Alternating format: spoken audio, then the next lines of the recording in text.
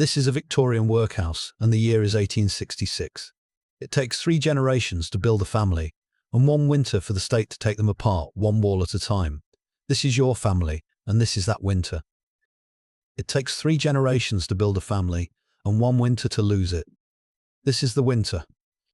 Your name does not matter. You are a bricklayer, and in November you fall from a scaffold, and your wrist sets crooked, and a bricklayer with a crooked wrist is not a bricklayer. There is no wage, there is no insurance, there is a landlord. You sell the clock, then the good coat, then the tools. The tools last, the way a man sells his own hands last. And on the 9th of January you stand in the snow with everything that is left, your wife, your son, your daughter, your father, your mother, and 1 bundle of clothes. In front of you is a building the size of a prison, because it was designed by the same kind of men for the same kind of purpose. The workhouse. The place England built for people who ran out of England. They will feed you here, they will shelter you here, and the price is not money. You pay at the door, and what you pay is each other. The gate. You stand before the board's officer and answer the questions. Name, parish, trade, cause of destitution. He has heard 10,000 causes of destitution and writes yours in 4 words. There is 1 condition for relief inside these walls, and it is called the house rules. And the first rule is this: the family that enters together does not stay together. Men to the men's side, women to the women's side, boys to the boys' block, girls to the girls, the old to the aged wards, old men one way, old women the other. Your son holds your coat and will not let go, and an attendant unhooks his fingers 1 at a time, gently, the way a man does, a thing he has done 1,000 times. 60 seconds. That is how long the separation takes. You have said goodbye to men at gravesides with more ceremony. They take your clothes and boil them, and give you the uniform. Grey fustian, the parish's initials on the jacket, so that if you run, the cloth itself informs on you.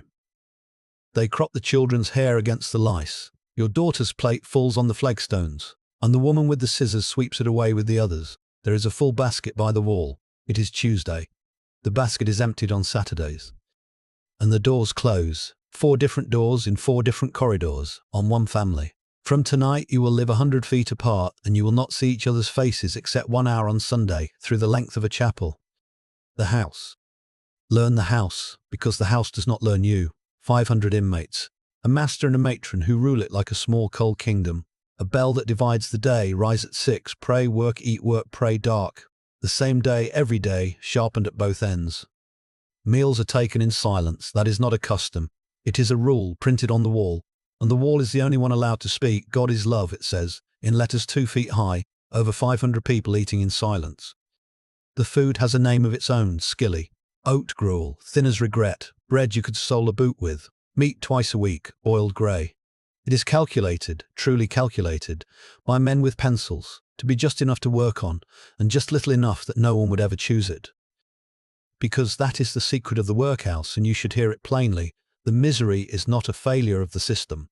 The misery is the design. The old man. You are the grandfather, 69 years old. 54 of them worked, fields, roads, kilns, a working life longer than most men's whole lives. And the sum of it, in the ledger of England, is a bed in the aged men's ward. The old men's ward is the quietest room in the building. Nothing is asked of you anymore, and that is the cruelty here. A man with nothing asked of him is a man the world has finished with. You sit with men like yourself, old masons, old carters, old soldiers, and you talk about work the way other men talk about women, what you built, what you carried, whose hands did it. Look at these hands. These hands mattered. 46 years you have slept beside the same woman. She is 80 feet away through 3 walls, and it might as well be the sea. There is a law, you heard the chaplain say it, that a married couple past 60 may ask for a shared room. You ask. The master explains that the house regrets. The house has no such rooms. The house suggests you write to the board. You cannot write. So you do what you can do. You stand in the airing yard at the hour the aged women cross to the laundry, at the 1 window where the walls allow it, and you take off your cap. And across the yard, a small grey figure raises 1 hand. Marriage, in the 47th year. The old woman. You are the grandmother. You buried 4 children before they walked, raised 5 that lived, and you have shelled peas for Queen's Jubilees and dressed the dead of 3 villages, and none of that is in the ledger either. The ledger says, age female pauper. The old women's ward smells of vinegar and lavender water, and the particular patience of women who have outlived their use to everyone but God.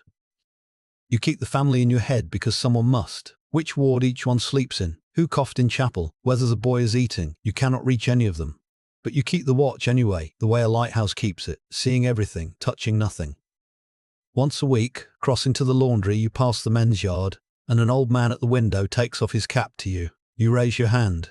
You do not smile, because the wardswoman is watching, and what is between you is not hers to see. The man.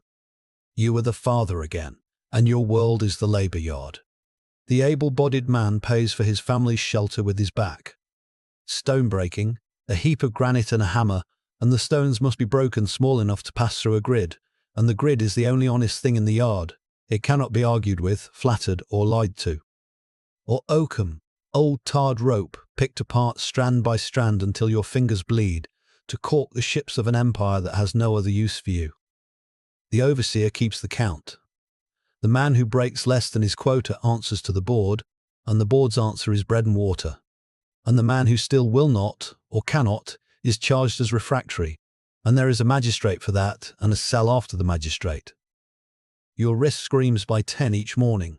You break the stone with the other arm and keep the count, because the count is the only thing standing between your family and the street, and the street in January is a sentence with no appeal. And each night, in the men's dormitory, you lie among 100 strangers and do the arithmetic. The crooked wrist, the spring building season, the foreman who owes you a favour, the long division of getting out. Every man in this room does the same sums in the dark. You can hear it. It sounds like silence. The test.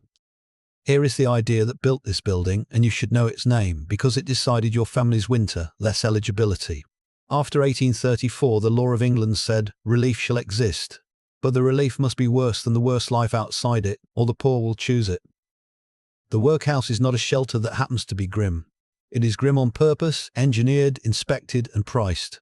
Misery as policy, calibrated by committee. The men who designed it called this a kindness. They said it preserved the poor man's independence. They said it at dinners mostly.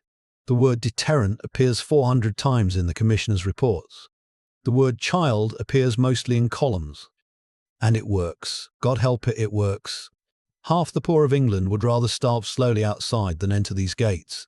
And some do, and their inquests they found perished, and the system counts them as a success.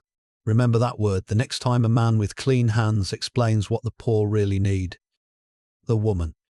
You are the mother. The laundry has your days now, steam, lye, and the wet weight of 500 people's linen, wrung by hand until your knuckles split along old lines. But the laundry is also the house's one true republic. In the steam the wardswoman cannot see, and women talk.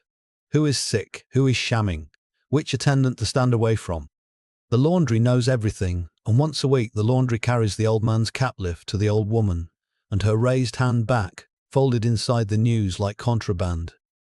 One wash day, the woman at the next trough, 3 children in the house, a husband dead at sea, stops wringing and stands very still and begins to talk to the steam, quietly, reasonably, to no one. They lead her out gently enough. The paper that follows her out is signed within the week, and the cart that comes for her is from a place called Thornhill. The laundry is quiet for a day. Everyone knows what Thornhill is. Nobody says it. You ask the matron for an interview with your children. It is allowed. The regulations permit it. Monthly, in the hall, under supervision. 30 minutes. Your son has grown an inch and will not talk about the boys' block, which tells you everything about the boys' block. Your daughter holds your sleeve, not your hand, your sleeve. The whole 30 minutes, the way you hold something you are not allowed to keep. 30 minutes a month. 6 hours a year.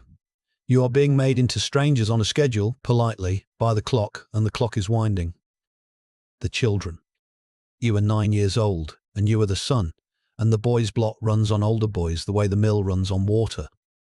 There is a school, because the law requires it, reading, writing, and the catechism, and the schoolmaster is a man who failed at everything gentler. But hear this fairly, it is the first school you have ever been able to attend, because outside you worked. England teaches its poor to read in the one place it never wanted them to live. The century is like that. Keep noticing it. You learn the drill, rise, fold, wash, stand in line, answer to your number. You are number 62. There is a boy who was born inside these walls, 9 years old, workhouse born, workhouse bred, and he does not know what a street looks like. He asks you what bacon is. You describe it as well as you can. You make some of it up. He knows you are making it up and asks again the next night anyway. And you are 12, and you are the daughter, and the girls' block is quieter and no kinder. The girls are trained for service, scrubbing, needlework, obedience, because England has exactly one door for a workhouse girl, and it opens on someone else's kitchen. At night you tell your brother's side of the wall good night by tapping, though he cannot hear it through the brick. You do it anyway. Some things are done for the doer. The Sunday. 1 hour a week, the house permits the family to exist. Chapel. Men on the left, women on the right, children in the gallery, the old in front. 6 of you in one room, forbidden to cross the aisle or speak. So you learn to say everything with nothing. Your wife finds your face the moment she sits. The boy leans on the gallery rail until a master's man taps him back. The old man in the front pew takes off nothing here, but he sits half-turned all hour so that the old woman across the aisle can see the side of his face. 46 years. He knows what she checks for. The chaplain preaches contentment. The hymn is Rock of Ages, and for 3 verses the walls come down. Because a family that sings the same hymn in the same room is, for the length of the hymn, in the same place. You count your family every Sunday like a shepherd counts through a gate. Wife, boy, girl, father, mother. 5 and you. 6. All winter 6. Remember 6. The number is about to change. The Apprentice. In April, the board does your son a kindness. That is the word in the minute book, kindness. A cotton mill in the north wants boys. Healthy, trained to the bell, no families to interfere. The workhouse breeds the perfect apprentice. The indenture is signed by the guardians because a pauper child belongs, in law, to the parish that feeds him. You get no vote in this. He is your son, and you get no vote because you are a pauper. And a pauper is a man whose children the state may sign away with a clean conscience and a copying clerk. The 30 minutes you are given for the goodbye are the monthly interview, moved up as a favour. Your wife folds his collar down twice. You shake his hand, because he's 9, and about to stop being 9 forever, and boys about to be men are shaken by the hand. He goes north in a cart with 4 other boys on a Tuesday morning. Years later he will tell his own children he remembers your faces at the gate. He will not tell them that by the second winter he could no longer remember your voices. 5 now, count 5. The dead. In February the old men's ward begins to cough, and the coughing moves along the beds like weather. The grandfather goes to the infirmary on a Thursday. The infirmary is 1 nurse, herself a pauper, 40 beds, and a doctor whose contract covers the workhouse in addition to his paying practice. The dying of the poor is an in addition to. He asks the nurse, twice, to carry a message to the aged women's ward. He wants to tell his wife he will stand at the window on Friday. The nurse is 1 woman with 40 beds. The message does not go. He dies on the Friday, at the hour of the yard crossing, 80 feet from a woman who was, at that moment, raising her hand to an empty window. The house buries its dead without procession. A deal coffin, a plot in the pauper's corner, the number from the register painted where a name would go. The grandmother is told on Saturday. She asks which corner of the ground. It is the one thing she asks. She keeps the watch on it, from the ward window until spring. And here you may count 1 small mercy, and it costs the family everything it has. The burial club. 2 pennies a week, paid all winter out of 6 people's food, so that the law's other option, the surgeon's cart, the anatomist's table, never reaches him. The poor of England starve themselves to keep their dead whole. The ledgers call it improvidence. Write it down as love. The door. Now the strangest fact of this whole stone machine, the door is not locked. It never was. Any inmate may leave, give 3 hours' notice, return the uniform, take your own clothes and your children, and walk out. The law calls the workhouse voluntary, and the law is technically right, the way a cliff edge is technically a path. Because out there is the same winter that brought you in, minus the tools, minus the coat, minus the pennies. The house consumes the very things you would need to leave it. Some walk out in May and are back by November. Ins and outs, the master calls them, with the weariness of a man watching the tide. The door is open. That is the deepest cut of it. Every day of your family's separation, the door stands open, and the street stands hungrier, and you choose the house again each morning, and they have arranged it so that the choosing feels like your own free will and like your own fault. The way out. You are the father, and it is spring, and spring is the poor man's only inheritance. The building season opens. The wrist has set, crooked, but a crooked wrist that can hold a hod is a wrist with a wage. The foreman who owed you the favor remembers it. Outside the gate, work exists again, and with it, the arithmetic finally comes out even. You give the notice. 3 hours later, 5 of you stand outside the gate in your own clothes, strange on the skin now, like someone else's life put back on, and the gate closes behind you, and for once you are on the side of it that the walls were built to keep out. 5. You walked in 6 and you walk out 5.